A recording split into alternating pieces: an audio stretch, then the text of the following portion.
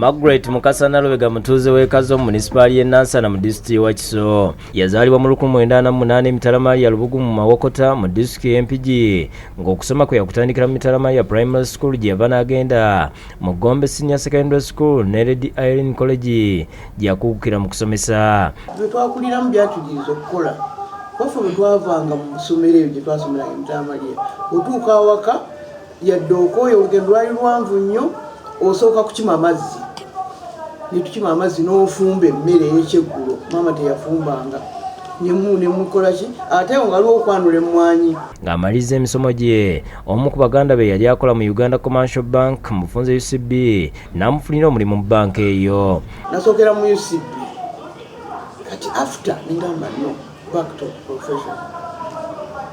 UCB nabeerayoko katono ningamba kanzire mu mulimu gwange nga ndaba gunkolera bulungi okusinga.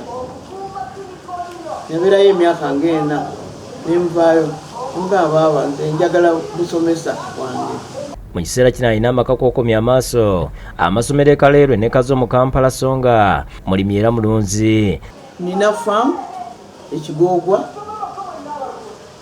nina landi mu bifo eby'enjawulo, then nemba n'amaka gange gano nemba nga mpulira byonna bivudde mu ntuuyo zange tewali kye bampa bubi byonna mbikoleredde.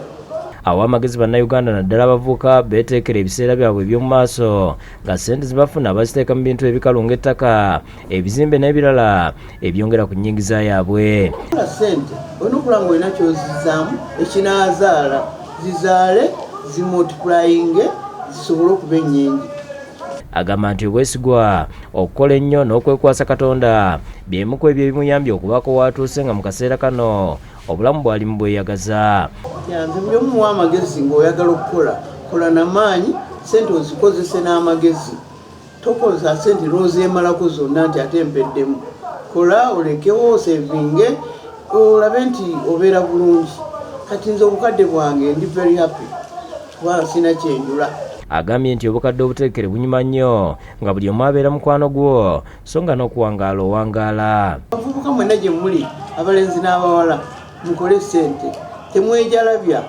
Bw'olaba munno ng'ali bulungi nnyo gwe tugana naye kambeere ng'oli gwe kola nawe ojja bituukako kubanga ffenna twakola bukozi ne tubituukako naye tebijja kuva eyo bikugweko obifune bulungi bya ntuuyo bintuuyo ffe tuvudde mu ntuuyo.